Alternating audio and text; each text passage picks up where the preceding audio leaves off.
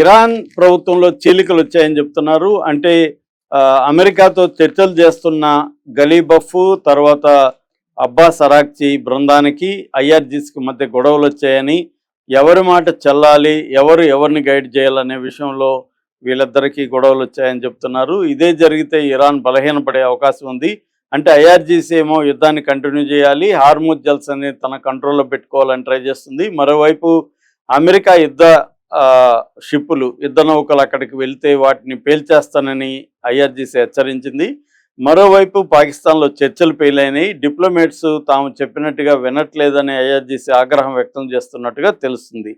So డిప్లొమేట్స్ ఏమో Hormuz జల్సంధిని మనం ఇప్పుడు వదలకపోతే చర్చలు ముందుకెళ్ళవని డిప్లొమేట్స్ అంటున్నారు. కానీ ఒకసారి హార్ముజ్ జల్సంధి మన కంట్రోల్ నుంచి వెళ్ళిపోతే అది అమెరికా కంట్రోల్లోకి వెళ్ళిపోతుంది. అమెరికా కంట్రోల్ నుంచి మనం మళ్ళీ తీసుకోలేమనేది ఐఆర్జీసీ ఫీల్ అవుతున్నట్టుగా తెలుస్తుంది.